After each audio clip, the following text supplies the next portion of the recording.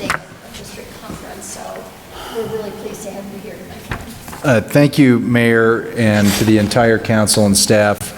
My name is Kevin Baumer. I'm the Executive Director of the Colorado Municipal League. Some of you may remember my predecessor, Sam Mamet, who sends his regards. You know, I know one thing. Sam was a league director for 14 years. He was with the league for 40 years. I know I'm a lot taller than Sam, and I know that my feet are a lot bigger, but it seems the shoes are still kind of large. I appreciate being able to come out around the state. I always have, because, and this is what Sam thrived on as well. The league may be based in Denver, but the league is all of our members, and a statewide organization of 270 cities and towns. And let me just tell you, it gives me great pleasure to be able to leave Denver behind for a few days and come down here. It's been far too long. I was asked to just give you some background because everyone's got a little bit different understanding of what the league is. I want to give you just a quick overview and then maybe drill down into some issues that we may see coming up from a policy perspective, and certainly answer any questions that you may have. But indeed, before I get started, and I'll talk about it a little bit more, but you are hosting our District 8 meeting tomorrow. I'm going to stick around, and I'll be there, and you'll get to meet a couple of my colleagues that are over in San Luis tonight at the district meeting over in the Valley. But having the opportunity to have members also interact with other members is something that the league tries to do. So how many of you, before I start, have attended a league training event, annual conference, policy meeting, anything that the league has put on, a district meeting, outreach meeting, whatever? Raise your hand. Okay.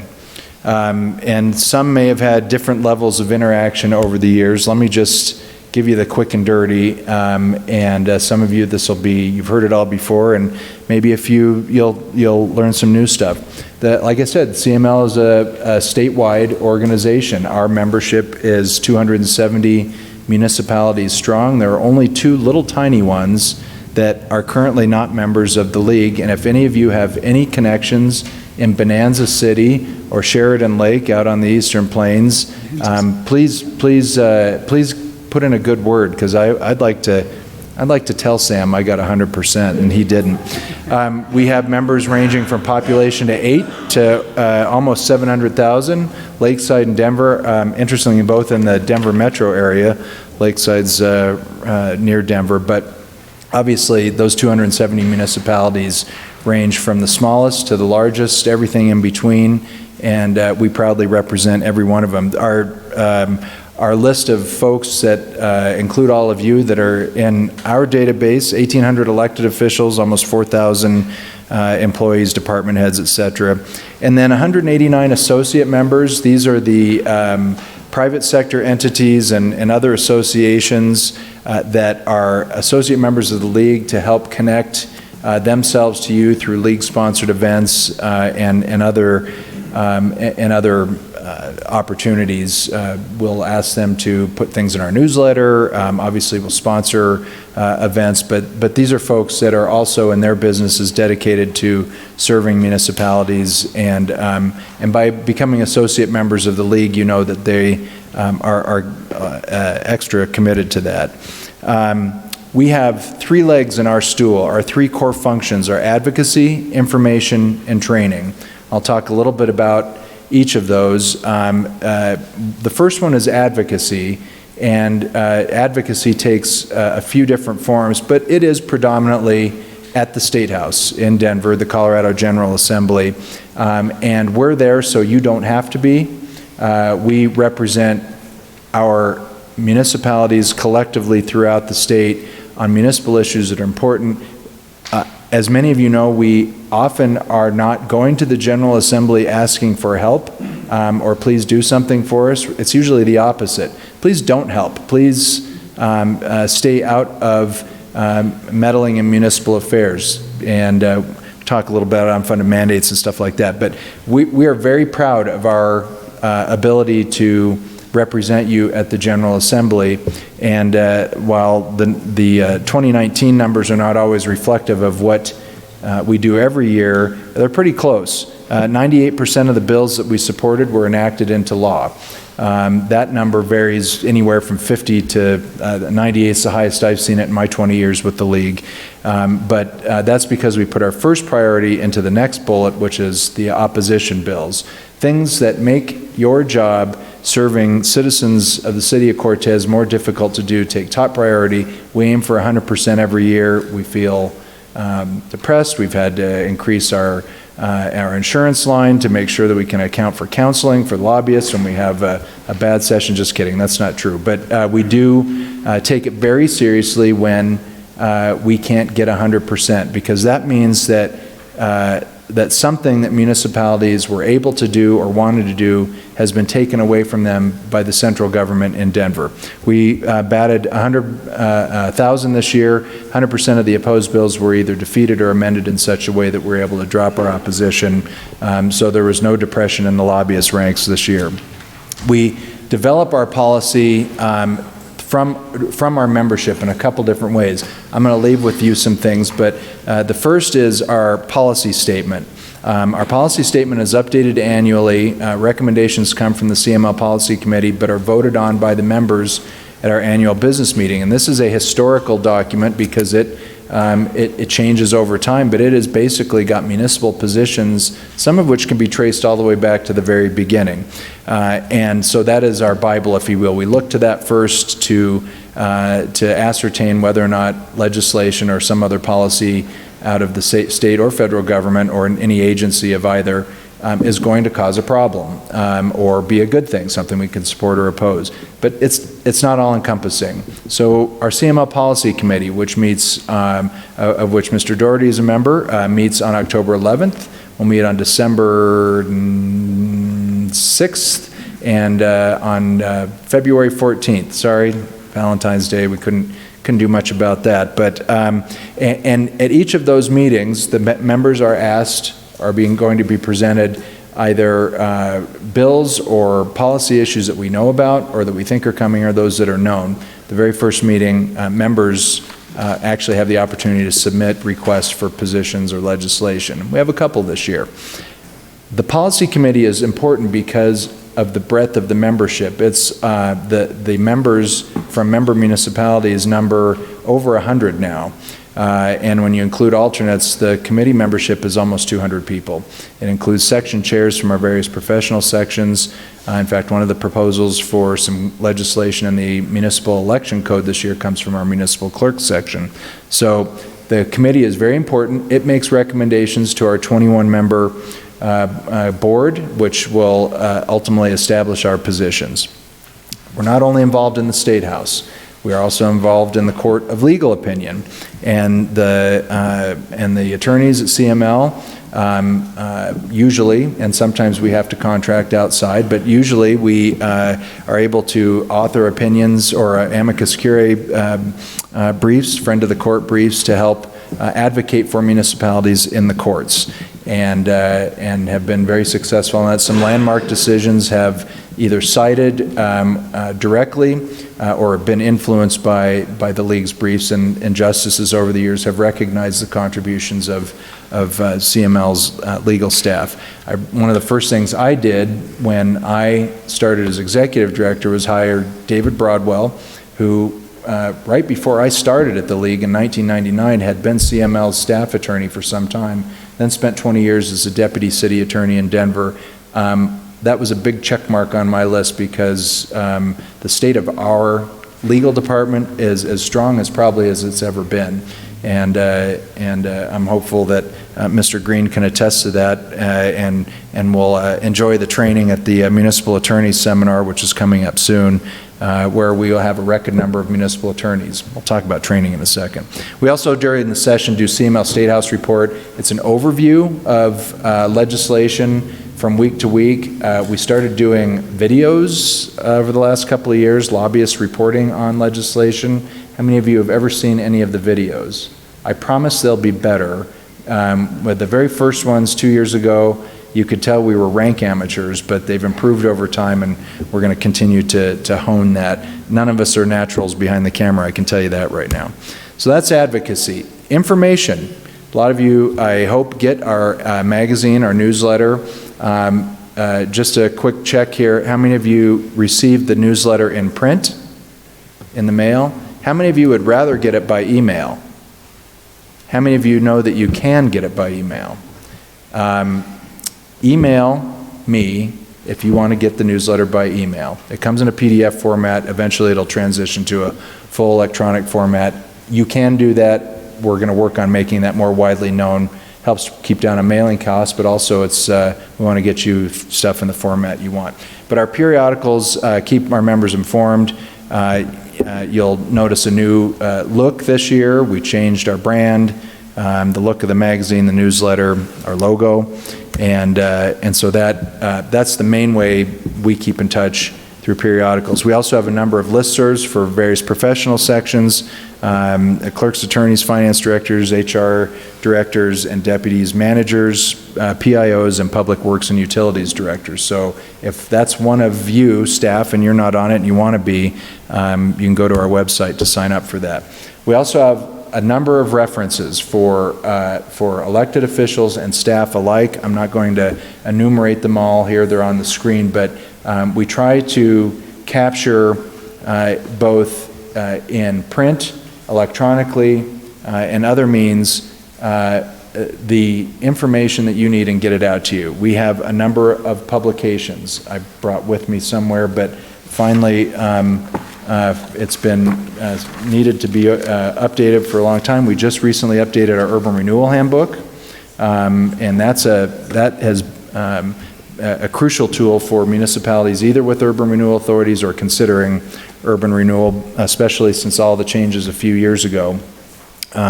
We have a home rule handbook that has been very helpful for municipalities that are already home rule and those that are considering them. Our elections book is being updated right now. We have an open records book that's being updated right now, and on down the line. The one that still has my name on it that I haven't gotten done yet is the beer and liquor handbook for clerks, because that one is, we kept waiting and waiting and waiting because the legislature acted every year. Now I think they've calmed down and we can finally get the beer and liquor handbook updated. We also do municipal candidates guides. I have brought, also I'm going to leave the ethics book that we do jointly with CIRSA, and you have, if they've not already gotten the updated version, the ethics handbook for elected officials, I highly recommend reading. It's good stuff. We also have for the HR folks a compensation survey system. This helps our members that participate in the system. This is a free service. Help match jobs to your counterparts around the state. And if you have need any information on that, please let me know. Our website, main tool of communicating. Ours was badly in need of an update, and it has been updated. That is downtown Parker with a cattle drive going through it. We will be working on that and making that dynamic so that there's pictures from all of our members that choose to submit some photos. And my dream is to have actually some video on there soon. That is the gateway to a lot of our information resources. So if you've not checked that out recently, please do. We're continuing to work on that because it was rebuilt from scratch. Again, different online tools, our issues pages, legislative page, resources page, events page. The events page I want to highlight because that's how you connect with us for training and for ordering. Also, it's the events page also has a link to ordering publications, etc. But that's how you register for the annual conference. That's how you register for the district meetings, for any events that CML is hosting. We have a database. You're all in it. You may not know it, but you have a username and password. If you didn't set it up or have never logged on to the CML website, you'll be asked to do it for the first time, and then it's yours. If you ever have any problems, though, you just call, and we will resolve that right away. Speaking of training, advocacy information and training, the upcoming trainings, we have a webinar on water efficiency. for the mayors. In November this year, we have a mayor's summit. We've done that every year for a few years. We moved it from a 2-day event to a 1-day event this year to help, I think, better accommodate busy schedules for mayors. And this is something that we know, mayors and elected officials, this is probably not your day job or your full-time job. So one of the challenges that I've tasked my staff with going forward is that our training has to meet the needs of our members. Webinars are great, but I heard loud and clear when I did my outreach meetings in the spring. I did 25 meetings around the state for 3 weeks. I heard loud and clear that you want to see us out here for training, that webinars are great, shouldn't be the only thing, and you don't have to tell me about whether or not you want to take a trip to Denver to attend a training. I get that. That's a long way to go, and you may not want to go there in the first place. That is something going forward I believe you will see, because I've tasked the staff to do that, more trainings, regional trainings around the state. That may be CML branded, that may be in partnership with other organizations like CIRSA, the City Managers Association, et cetera. Our bread and butter, the legislative workshop in February is the day before the policy committee. We do that at the History Colorado Center. We've done that for a number of years. We'll be shaking up the format of that a little bit as well. And then our bread and butter event is our annual conference. That is the largest single gathering of municipal officials in the state of Colorado. Over 700 municipal officials, elected, and staff were there last year. When you add in everyone else, the exhibitors and all that, it's over 1,200. It's huge. It's a sign of success, I think. We're trying it in a different place this year or next year. It'll be in Westminster, Colorado, so we will be in the Front Range. But you'll see us starting to, where we can, move around the state. It's more difficult than it sounds like, given the size of the conference and the needs of the needs that we have at our conference. But we are a statewide organization, and you will not see the alternating back and forth like you've seen for the last 10 years. You'll see some new locations. So come to Westminster, and if you are there at the conference, turn north and wave, because I live right behind where the hotel and the conference center is at. I thought about inviting everyone over, but that might be a little too much. On the training front, workshops, again, we're going to be doing these not only in Denver, but trying to accommodate, again, you, and do things more around the state. These are intended to help, for elected officials, help you do your job even better, learn new things. You get credit for doing that. Our university credit program. Any training, any meeting, conference you attend, we give you credit. It's sort of like continuing education credits, except they're not required. If you get enough of them, you get a certificate, a plaque, a pin, and we like to reward the efforts of our elected officials. For staff, we don't have an award program, but we do a lot of training for staff along the way as well. I mentioned our annual conference. I'll skip that. The last thing we do, and we talked about the district meeting here, we'd like to get out around the state, not only for training, but also to bring municipal officials together, and for us to learn from all of you, but also for you to learn from each other. So we're really looking forward to the event tomorrow night, and I understand, Mayor, that you've ordered up good weather, so nice work.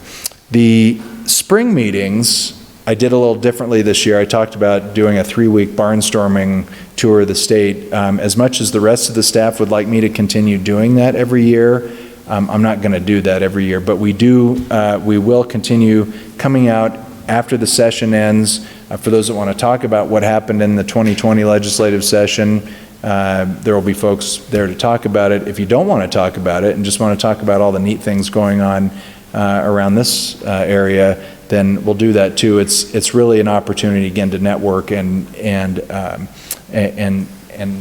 hit key issues that are going on affecting municipalities. We've done those in a few different formats, and I suspect we'll have a lot of conversation about how we're going to do them in 2020, but they are daytime meetings. So that's an overview of all the different things we do, very quick and dirty. There are a lot more. I want to highlight that what the league is for all of you is accessible. A 16-member staff, I'm stunned at how many things that we can do for 270 municipalities, but I know there's even more that we can do. But we're always available by email, by telephone, with any question that you have, really almost at any time. We do sleep from time to time, but we really do value the nature of the statewide, our statewide membership, and that Julesburg and Cortez have a lot in common with each other, and you may not even know it. That a large city and a small town often are dealing with similar issues of different magnitudes. So it is really an honor to be able to represent you and to work for you, and to get around the state and see all the great places that that people live and work. Just very briefly, Mayor, if I may, I know that folks may not necessarily want to know what's coming up in the legislative session, may not be on your radar screen yet, and honestly, with it being an election year, I can't say for certain what we will see overall from in terms of proposed legislation. I do know that we will be looking at a couple of different areas. We will be looking at overall infrastructure funding again. We'll see what happens on the fall ballot with Proposition CC. This is a revenue retention election known as debrucing in the colloquial term, but revenue retention election. Municipalities, counties, special districts, and school districts have had oodles of revenue retentions elections since 1992. It's different. This is at the state level, and there's a lot more attention on it and what it means in the long term. We're focused on it, and the league's supporting it. The board agreed to support it because of the potential to help contribute to the transportation funding gap.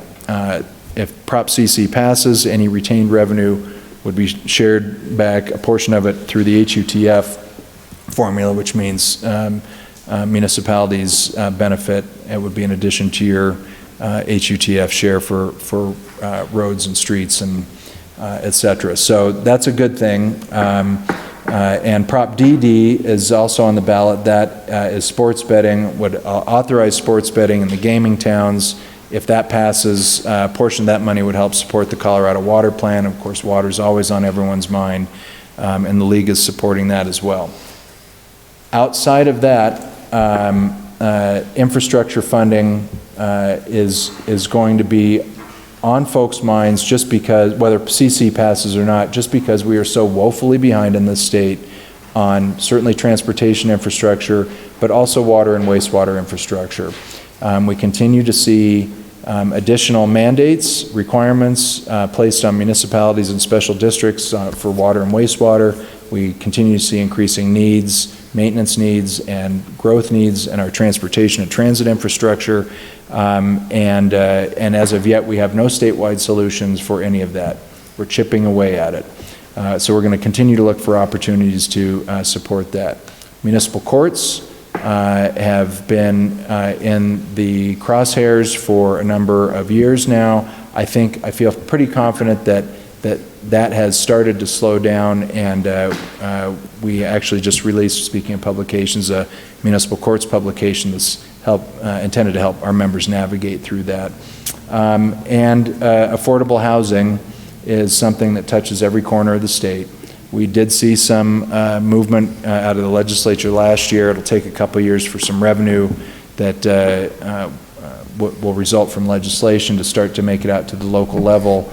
It still won't solve all of the issues, and so we're looking at that as well. What you have in this corner of the state as affordable housing needs may be different than other parts of the state, but there's still a need. Some parts of the state, they have a housing stock. They just need some money to help rehabilitate it. Some may have asbestos problems. It may be new construction. It may be migrant workers, temporary employment. So every part of the state is feeling some sort of pinch on that. The league has been very involved in trying to find additional funding and support, and the legislature's been very helpful on that. One last thought on the legislature. As I exit, I'm not going to be a full-time lobbyist anymore. That was the happiest day of my life, to be honest. I spent almost 20 sessions down at the State House. I've loved every minute of it, but it's time for some new folks to take over. You're going to meet two of them if you're at the district meeting tomorrow, Heather Stauffer and Brandy DeLange. But the legislature is changing. And I'm not just talking about significant sea change elections, but term limits now have a firm grip on the State House, where we're having to reintroduce and re-educate our legislators, your legislators, on municipal issues and the difference between home rule and statutory, simple things. And what it means is, and I'm delivering this message every chance I get, is we're going to be working even more than we have before to try to build grassroots momentum within our membership to be advocates everywhere you can with your State House representatives and even with your members of Congress, because the State House is becoming forgetful. It's becoming focused on their issues and forgetting that local government is where everything starts, municipalities and counties. That is the level of government closest to the people. And I'm concerned by that trend, but I know that the answers are in this room and every other city council and town board chamber around the state, and with our colleagues in the counties as well. But I'm asking you, when you get an opportunity on issues of local control, on issues that are important to municipalities, that you be an advocate every chance you get. I know you are in this room, I know you are around the community, but when you get a chance to do so with with any other elected official, take it. And if we can help with that, please let us know. I think I've exhausted well beyond my time, Mayor, and happy to answer any questions or fill in anything I went over too quickly. Thank you so much. Council, does anybody have any questions? Or? No, I'm not going to attend the meeting tomorrow night. I'm going to be out of town. I think I got enough info tonight. I got goodies for you, Orly. So I'll leave some behind. We can get you to go. We can get you a doggy bag, though. What kind is it? No. Thank you. Thank you, Mayor. All right, at this point, we have the first citizen participation. So if there's anybody that would like to get to the mic and address council, this is your opportunity to be able to do that. And if you'll state your name and your address, please.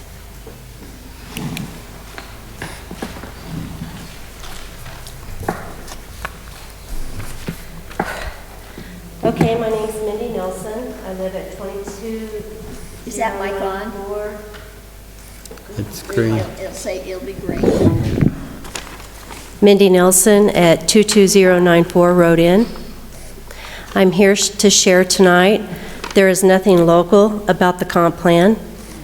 In the updated land use code, page 316, comp plan amendment, section 9.04.03, letter A, number 2, it says makes wise and efficient expenditures to public funds. Once the feds get at their hooks into the local communities through the distribution of money from the federal treasury, they can exert total control over our local government's functions regarding housing, zoning, and regulations far more than they do already, as it is written in the comp plan. Resign the COG. No more block grants. Somehow we need to stop local officials from taking marching orders from the United Nations. Look what has happened to the city of Durango and La Plata County. Agenda 21 has brought into soft law in 1992 by George H.W. Bush and made into an executive order in 1993 by Bill Clinton. The comp plan was distributed on a volunteer basis around the nation in 1993. The city of Cortez, along with a lot of other communities, was bribed into taking this on. We must find out what is going on and stop depending on the federal level to bail us out. Let's not ruin another small town rural area. Groups that lead the process of the comp plan have private public meetings. They are self-appointed and non-elected officials that master their own decisions for the benefit of their own communities. They are organized by regional groups, Region 9, Southwest Transportation, and Southwest Council of Government. The COG in transportation gets the block grants. The block grants is a large sum of money granted by the national government to a regional government, which is only general provisions as the way it is to be spent. These regional planning groups are comprised and selected city council members and county commissioners from all over the region who are responsible for putting UN Agenda 21 sustainable community strategies into place. Agenda 21 is to provide a regionalized as a nation. They partner with the nonprofit groups, which are themselves comprised of member organizations like San Juan Citizens Alliance, Western Leaders Network, Sierra Club, U.S. Environmental Protection Agency, Multimodal, Parks and Rec, Natural Lands, and others. By partnering with the private groups and local governments can give grants to private organizations as consultants who will design trainings without oversight or knowledge, which leads the comp plan. The United States Constitution's 10th Amendment bars the federal government from writing laws and dictate specific local policy. To bypass this roadblock, NGOs encourage Congress to include special grant programs that include strict compliance to the desired policy. The grants then are offered to the state and the communities on a volunteer basis. Therefore, it is not specific rule or law that they have to comply with. It's just their choice should they want to accept the grant. Yet the desired policy is enforced through compliance Mindy, with you have 30 stipulations seconds. written into grants. 30 seconds to finish up. By the way, Karen and John, I asked you at a COG meeting about Agenda 21 and ICLEI, and you acted like you didn't know what I was talking about. Did you ever look into it? I'm familiar with Agenda 21. Okay, nothing's more important than our property rights. Thank you. Is there anybody else? Yes, Lori. Hi, I'm Lori Hall. I'm the director of the Share House, a project of the Montezuma Food Coalition. And tonight on your agenda is my request for a letter of support for our application to become an enterprise zone project. And I'd like to just let you know a little bit about the Share House. Since I last appeared before City Council, a lot has happened. We actually got our doors open on July 1st with our first priority being the sourcing, aggregation, and distribution of locally grown food through a variety of nonprofits in the area who serve our low-income and food-insecure population. But we have much bigger plans. The reason we are applying for the enterprise zone status is because we have a lease on a 4,000 square foot warehouse that we have plans to build out to include a commercial kitchen for cooking classes and value-added food production. We also are planning a farmer's market, space for events and educational opportunities and workshops for the general community. Everything in the Share House is focused around food, local food, and supporting infrastructure that will ultimately strengthen our local food system and help farmers in our area operate more viable and productive businesses. So I really think that this enterprise zone opportunity is a great opportunity for engaging people on a local level to really dig in and indicate their support for local farming and local agriculture. And through this, we are able to really build a broad base of support for the project and make sure that everyone in our community has equitable access to good, fresh, healthy food. So thank you, and I appreciate your consideration of our letter of support. Thanks. Thanks, Lori. Is there anybody else?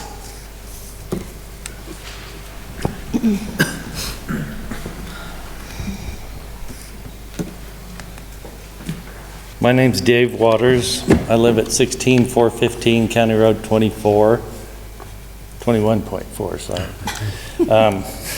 We own several properties in town. I'm here about the land use code, of course. I don't know if this is the proper time to speak about it or not. Actually, it's not. Okay. The item on tonight's agenda regarding the land use code is to simply set the date. We're not going to be having discussion on it this evening. Okay, well, I'd still like to make some comments if that's Okay. all right. I would just like to ask the whole city council to do what Mr. Green asked you to do earlier on before you vote on it, is to read it, understand it, and then vote on it. Because in my opinion, it is not a good thing for this community the way it is. I think there's some good things in it, but there's a lot of bad things in it that's going to hurt this community. So I'll save the rest of my comments for later. Thank you. Okay, thank you. All right, anybody else?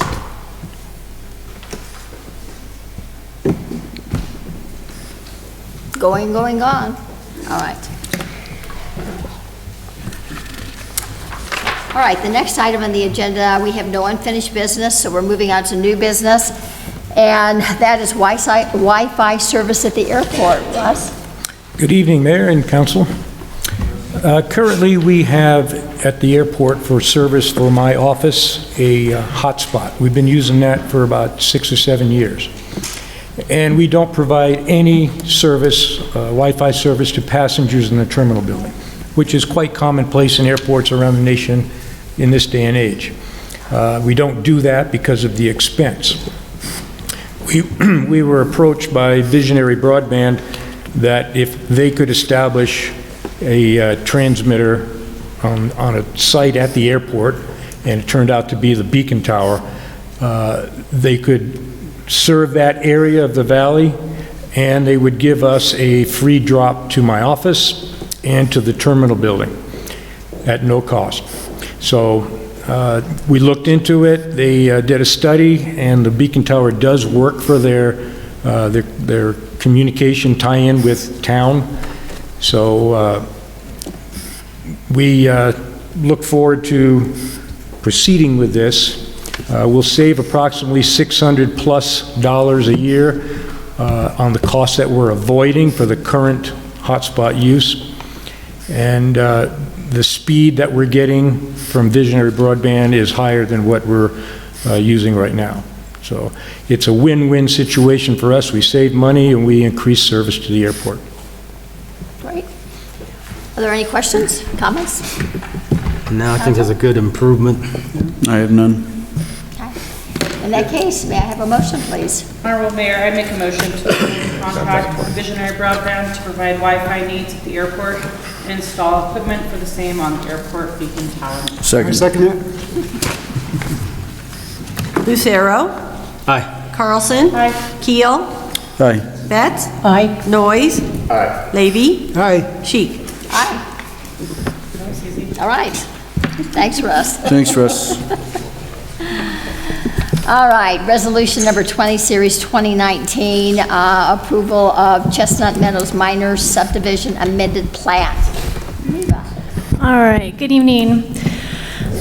So the City of Cortez has received an application from property owner Doug Farley for a plat amendment of the Chestnut Meadows Minor Subdivision.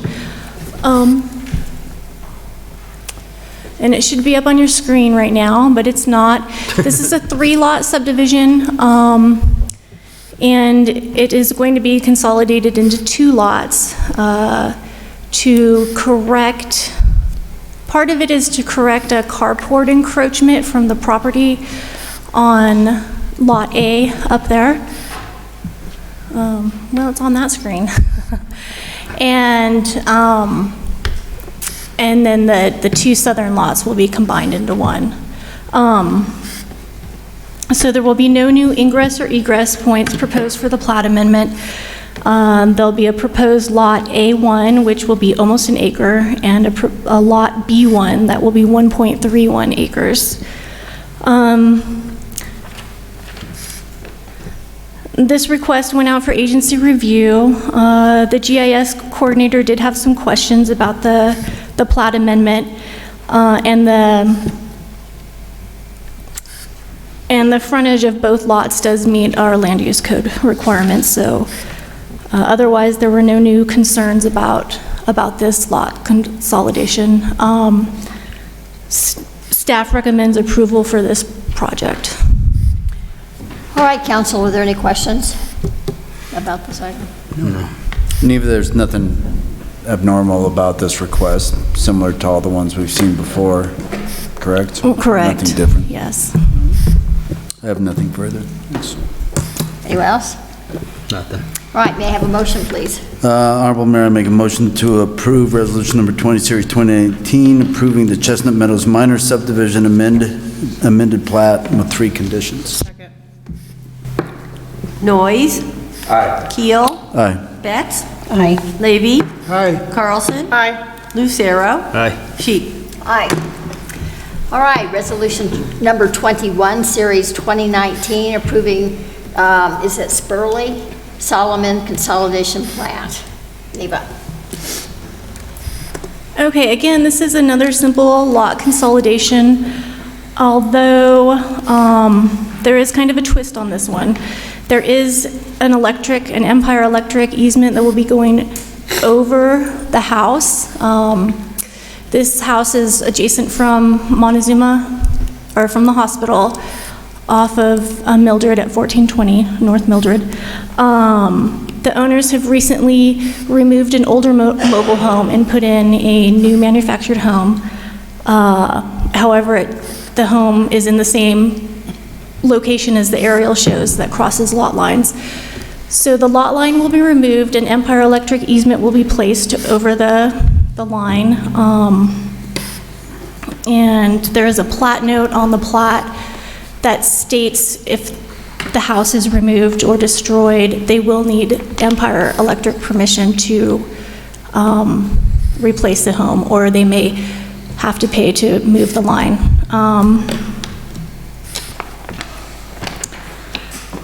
So other than that, there were no concerns with this project.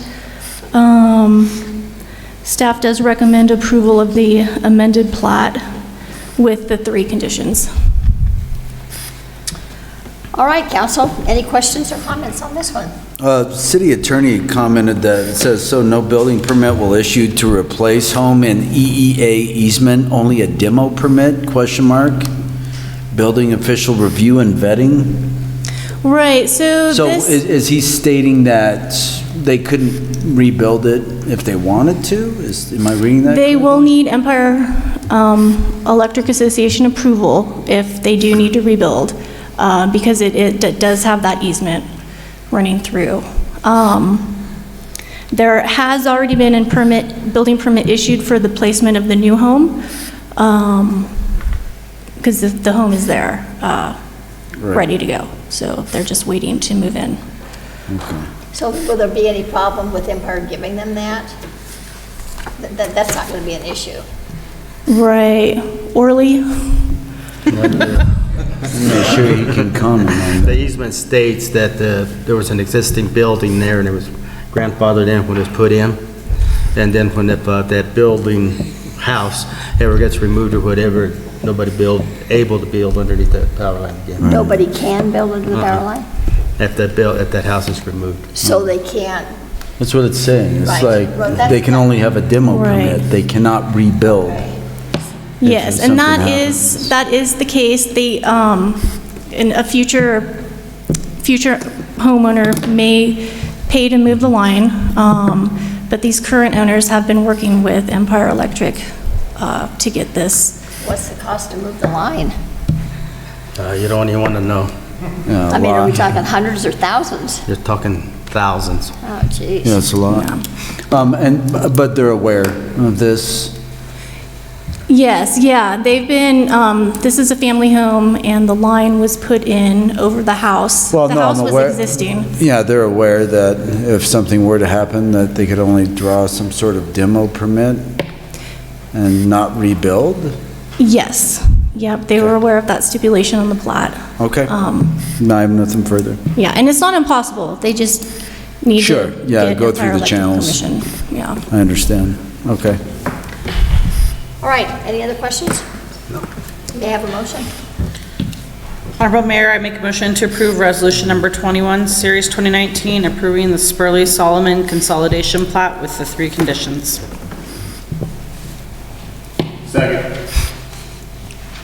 Betts. Aye. Noyes. Aye. Lucero. Aye. Carlson. Aye. Levy. Aye. Keel. Aye. Sheik. Aye. All right, resolution number 22, series 2019, a memorandum of understanding with the Colorado Department of Public Safety. Sean? Good evening, Madam Mayor, Council. Sean? Basically, the reason for the resolution is to continue our memorandum of understanding with the state to allow our department to continue plan review, permitting, and inspections for local school districts. Our department has done this since 2013, but with the departure of Mr. Proffer, those certifications are tied to the highest ranking building officials certifications, so we have to renew ours now. All right, council, any questions about this? I have none. It's time saver. Very much so. It's very convenient for the school districts. Right, absolutely. May I have a motion then, please? I'll make a motion to approve Resolution Number 22, Series 2019, authorizing the city manager to sign the MOU with the Colorado Department of Public Safety Division of the Fire Prevention and Control and the City Planning and Building Department Second. to issue the building permits, perform building inspections, and other certificate of occupancy for the school construction projects. Now I second it. Carlson. Aye. Levy. Aye. Noyes. Aye. Keel. Aye. Lucero. Aye. Betts. Aye. Sheik. Aye. All right, ordinance number 1267, series 2019, study the first reading for the adoption of the Cortez Land Use Code. Tracy, Mike, who wants to start? Good evening, Council. As you all know, planning staff has been working on a new comprehensive land use code. The city received a DOLA grant several years ago to complete this project. Along the way, we've held various outreach meetings prior to the drafting of the code and afterwards as well. We've also formed a citizens advisory committee, and they met several times.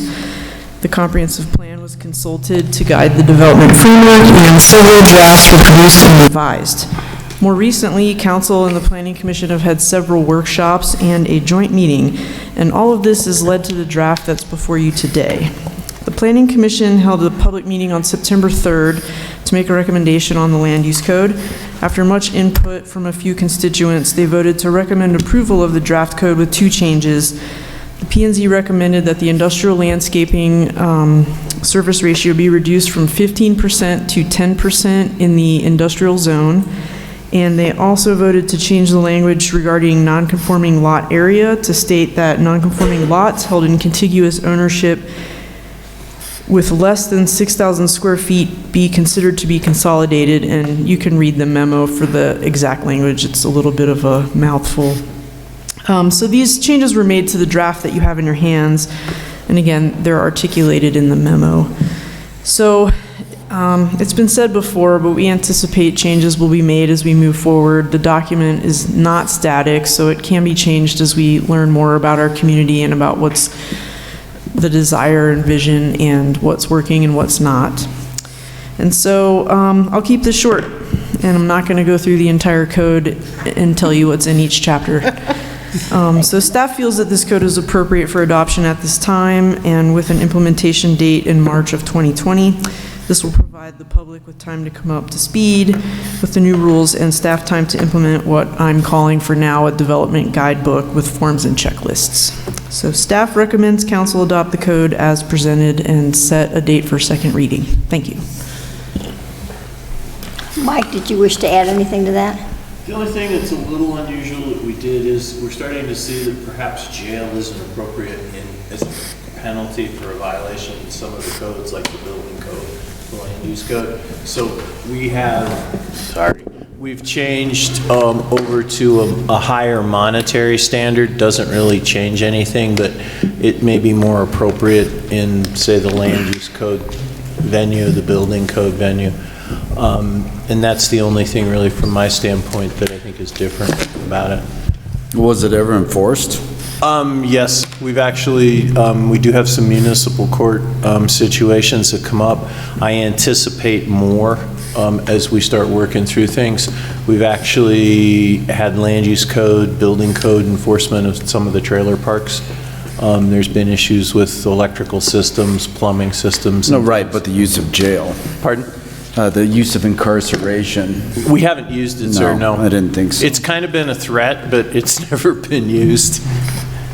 So in other words, what you're saying is go ahead and do it and ask for forgiveness? No, sir. What we're saying is it's going to cost you a lot more money for every day than it is now. Right now, it's limited to $499, but we're going to recommend it go up to $2,650. $2,650. If we file a charge every day, yes, ma'am, it would be each day is a separate and distinct offense, so yeah, you can accumulate. Each day, clarify that for me, please. Each day you can get a separate, I'll call it a ticket, a uniform summons and complaint, a separate court case, and so you could be fined $2,650 per day for certain violations. So these would be like health, safety. Right. Okay. And that's one of the implementation things we're looking at is maybe we're going to come with a fine schedule to you that sets out. Were there discussions about not coming off too draconian with something of that nature? Pardon? Were there discussions about not coming off too draconian? Well, that's what we'll do in the implementation phase. This is just the maximum allowed by statute. And that's all it is. That's why I was thinking we might have a fee schedule or a fine schedule for you to approve that the judge would be forced to utilize instead of being draconian. Okay. All right, are there any other questions? I was just wondering if, like you got for the public hearing, the 8th, that's 2 weeks from now. I just wonder if we can move it later in the month. That means to give us more time, 'cause we just got our packets too, so that's what I'm wondering if we could go later in. We've been 'Cause looking that's at only this for 2 a long weeks from time. now. I mean, give us another month or so. We've been looking at this for a long time, Orly. I mean, this is, they've had packets in our hands for months now already. Yeah, but I mean the revised. Yeah, not the final draft Yeah. isn't in our hands. Well, I've had a rough draft of this for a long time. So I don't, We've had this online issues too. We've been able to read it online.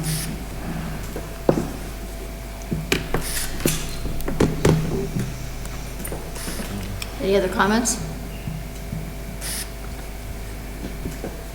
You have a motion?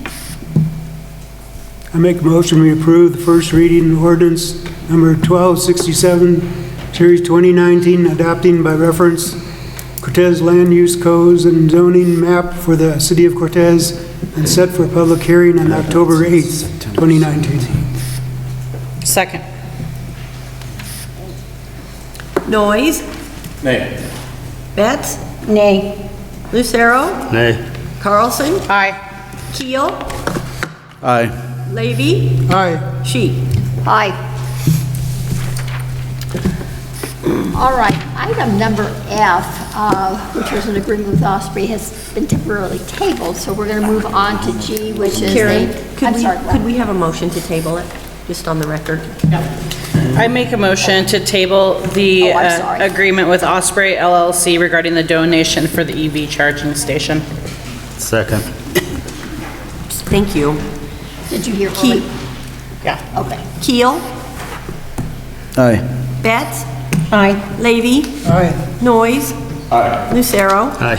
Carlson. Aye. Sheet. Aye. Thank you. Now, moving on. A contract agreement with Colorado Energy Office to accept their grant. Peyton? Good evening, Council. As Council is aware, the city received a grant from Charge Ahead Colorado in August of this year for $9,000 to put in a charging station over at the Welcome Center. In order to receive the grant funding, we need to approve, or council needs to approve, the agreement with the Energy Office, which Charge Ahead Colorado is officed underneath the Energy Office. So in the packet, council's been provided with the agreement from Charge Ahead Colorado, and I was wondering if council has any questions, concerns. Also, the attorney has reviewed the agreement. Council, this is what we discussed at the workshop meeting. Are there any additional questions or comments? Excuse me.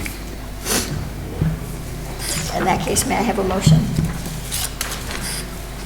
I make a motion, we approve the agreement between the City of Cortez and the Colorado Energy Office for the grant of $9,000 to purchase and install EV charging station at the Cortez Welcome Center and adhere to all requirements outlined in the agreement. No, the one up above is the one we tabled. isn't Oh, it? sorry, yeah, that's right. Yeah. Second. Lucero. Aye. Carlson. Aye. Keel. Aye. Betts. Aye. Noyes. Aye. Levy. Aye. Sheik. Aye. All right, ordinance number 1268, Series 2019 is the first reading on approving the land transfer of East 7th Street right-of-way from the City of Cortez to Montezuma County. Mike? Basically, this is authorizing the mayor to sign a special warranty deed to the county, transferring the right-of-way for the piece of 7th Street that's, I guess, will be on the south end of the school district, the high school property. The county would conduct, as they told us, a paved road, asphalt paved. They're going to connect Road 27, I believe it is, with 7th Street at Sligo. This is the most expeditious way to get this done. It'll remain inside the city limits, but it will be a county road. Staff recommends that the mayor be authorized to sign this. And we would need to set this for public hearing and second reading. Any questions, council? What I get from this is we're just transferring it, correct? Yes, sir. They're going to build the road. It's in consideration of them building the road. We're giving them the right-of-way to do it. If they don't build the road within 5 years, there's a reverter clause where the right-of-way would go back to the city. I love that. Any other questions? We have none? May I have a motion, please? Oh, yes, full. I was just wondering, has anybody approached, Rick with regards to getting fiber in that road 27? And has that been discussed with the county if he wants that done? To be quite honest, I don't think anybody did. If Rick wants to do that, and I'm not trying to sound flippant, but I think he's going to need to contact the county and see if they'll let him put the conduit in their road. I'm certain that we would have a way to get the conduit across to. It would certainly be to the county's advantage to do that. Who would It would be to Rick the county's need to advantage speak do to that. about getting his pipe in the road? Okay. But I'm pretty sure there will be no issue to get the Can you kind of assume the responsibility for having somebody from the county get in touch with Rick?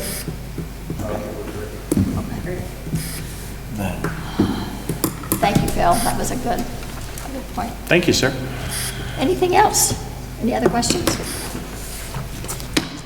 All right, may I have a motion, please? I make a motion that we consider approving the first reading of ordinance number 1268, Series 1219, approving the land transfer of East 7th Street right-of-way from South Sligo to city line by the City of Cortez to Montezuma County and set for a public hearing on October 8th, 2019. Second. Noyes. Aye. Keel. Aye. Betts. Aye. Carlson. Aye. Levy. Aye. Lucero. Aye. Sheik. Aye. All right, the next three items are letters of support for enterprise zones, and I trust everybody's read in their packet what the value of being of having organizations be considered enterprise zones. It allows those who are interested in donating to that nonprofit to be able to, if they donate a minimum of $100, they can get a tax credit worth $25. So the purpose of this is to kind of encourage people to make contributions to nonprofit organizations, and if their donation has typically been under $100, to maybe up it to $100 so that they can get that tax credit. Businesses also have the opportunity to be able to benefit from this if they add new positions. So it's a win-win. The first request for support is from Southwest Memorial Hospital Foundation. Are there any questions? Oh, are you here to talk about it? Great. I'll answer any questions, but I'll also be really brief. Yes. Thank you for your time. My name is Jay Wood. I'm president of the board of Southwest Memorial Hospital Foundation. We're in the process of applying for enterprise zone tax credit. We have had one for many, many years, but every 5 years, we have to reapply to the commission. In past years, City of Cortez has graciously supported our application. In the next 5 years, we'll be working to try to raise money for infrastructure upgrades and replacements for the hospital system.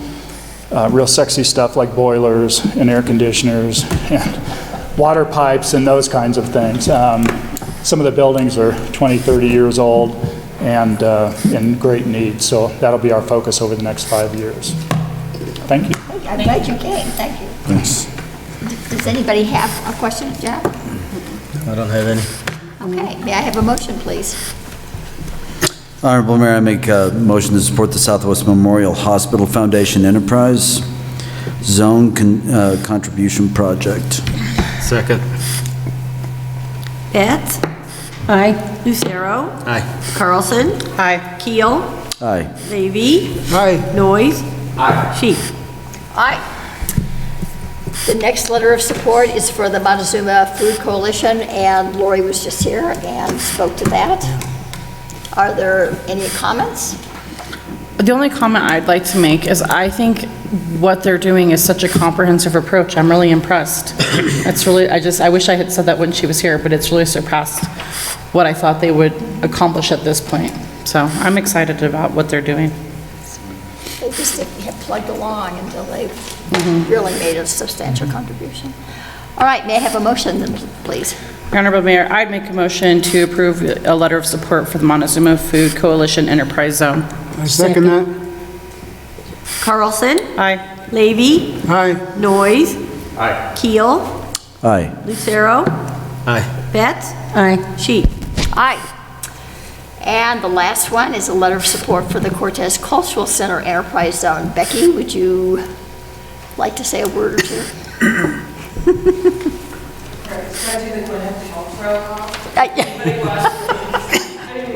Well, your hair's the right color.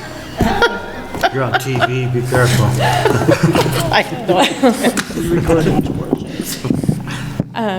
Hi, counselors. Thanks so much for letting me present this to you.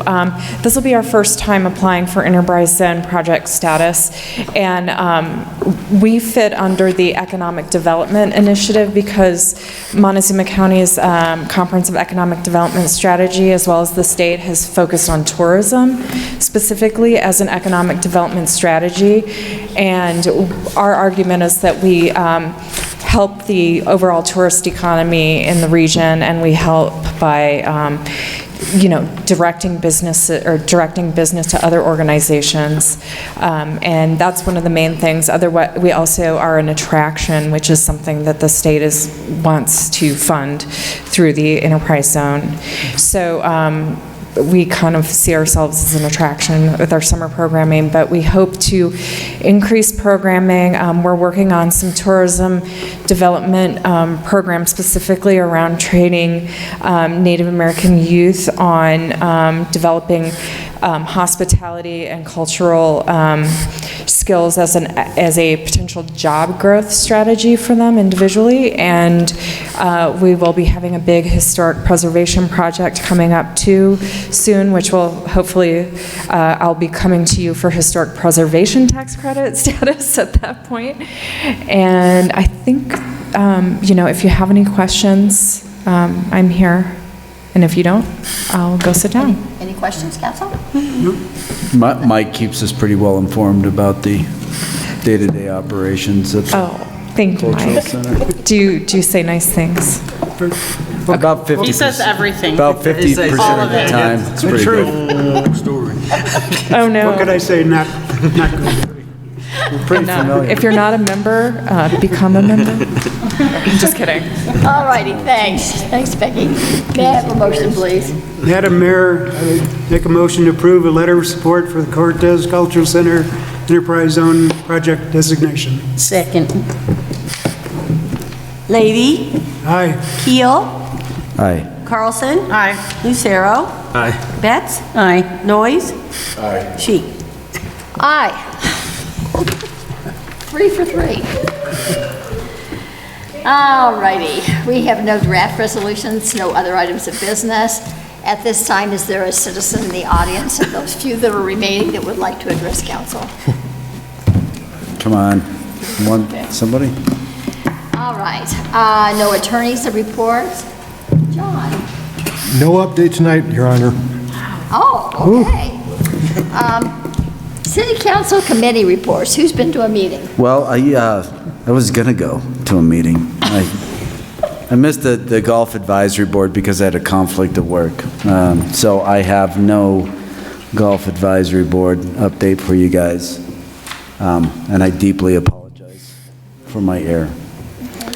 I know it's gonna be tough to get over, but you guys, Anybody else? The mayor and I went to Mesa Verde Country meeting, and basically what we did was they were working on their budget, so it was pretty much a budget-oriented meeting, and that's what I got out of it. She may have gotten a little more than I did. Well, that's basically what it was. I do want to add a couple of things. I happened to see Kelly this afternoon, and in the September 2nd edition of the New York Times, an article titled, "Summer's Not Over Yet, 8 Ways to Extend Your Vacation." I want you to know that Cortez is mentioned in that article, Mesa Verde National Park, and there is a quote from Kelly: "In September, you still have the warmth of summer, leafed out green deciduous trees and highs in the low 80s or high 70s, said Kelly Kirkpatrick. The crowds have died down, but all the services are still open. And just to kind of give you a little bit of frame of reference, in addition to Mesa Verde Cortez, we are also in the company of Cape Cod and Asheville, North Carolina, which are two really Very high-tier nice. Good job, Kelly. tourist areas. So Kelly's on top of stuff. She also has been asked to serve on the interview committee. Durango is hiring a new tourism executive director. And she was very pleased to be asked to sit on that committee because the hope is that there'll be a little more collaboration between what they do over there and what we do over here. Yeah, maybe we could broach the subject of having Mesa Verde tickets back over here. I think that would be a great start. Yeah, it would be nice. Not that that's been bothering me at all in the past year. It's not a burn my side or anything. Phil's World in Durango. Yeah, right? Yeah. Give me a break, Durango. Come on. Have to watch those folks every minute. Yeah. Any other committees? One more. Yes, Mike. I attended the Parks and Rec Advisory Board meeting. This last one was held at the South Softball Complex, south of town and Road G.2. It's the second time I've been there. Unless you're involved in softball, you're probably not aware of it. It's way down south. Turn left at G. Williker Liquor Store. Where's that at? You know where that is. Anyway, it was very, very informative. There's 3 softball diamonds there, a playground, a concession stand.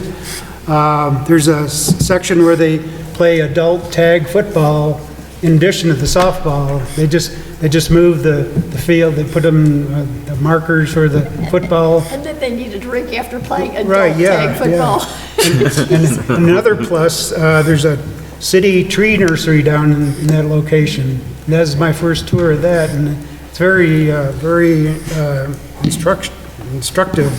There's trees and containers so they can pull them out and transplant them in the city. And they're hooked up to a drip system. It's all automated, so it doesn't require a lot of staff maintenance on these trees.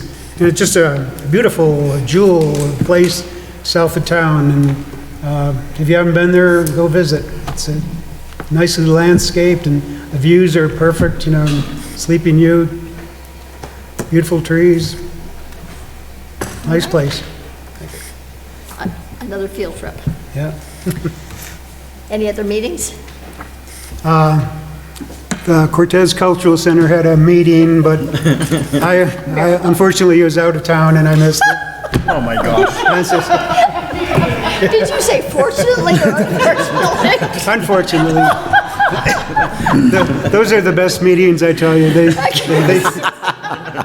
Yeah, feed sure, you. those meetings, They're- Becky. There's entertaining and they're informative. It's- The line item, finance. Yeah. Yeah, that's a real cliffhanger sometimes. That's pretty action-packed.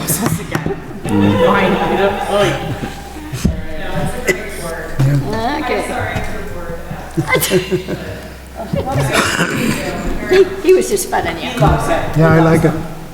It's one of my favorites. He's a great Especially the line item. He wishes they were longer. A couple of quick, Thanks for the idea, Becky. I think that's we all do our budget.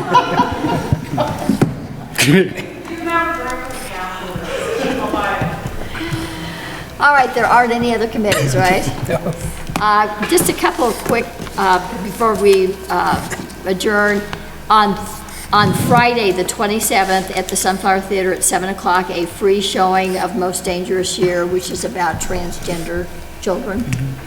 And I'm pretty sure that that's one of the documentaries that the library has sponsored, along with Sunflower Theater. And then, on October the 4th, which is also a Friday, and you do have to have a ticket for this, Manhattan Shorts, which is it's an international film festival where people from all over the world submit little shorts. They run for 5 to 15, 20 minutes, I think, at the most. And then the audience gets to vote. And I think it's the first week in November, they let you know which short won. I've been to the last 3, I think, and they're, if you like shorts, if you like films, it's really wonderful. It's a really broad, diverse topics, and it's just it's a fun evening. Tickets are $15 a piece. They usually go fairly quickly. So if you're a film buff or just like to see fun things that are from independent producers, why, check it out. Anything else for the good of the city? Yes. Let's see, yesterday, Karen, John Doherty, Linda Smith, and myself were treated to a preview of the bridge shelter. We got to see the place. It's still it's being furnished right now, but it's all constructed. It's ready for business. There's going to be a grand opening in October, and it's very impressive. It's all set up for homeless people and people in transition. So there's a homeless shelter for the evening for the people that need it, and then there's upstairs transitional housing for people that want to be independent but don't have the facilities for any number of reasons to make that change. So it's like a transitional housing. They have different apartments upstairs, and it's a very nice, well laid out place, and it's going to be open to the public in October. There'll be an open house and it'll be advertised. Did they talk at all, I'm just curious about some of the transitional education programs. Are they doing like financial literacy and things like that? Yes, yeah, they're going to work with the people. Fantastic, thank you. All right, in that case, we're adjourned. And it- I've been going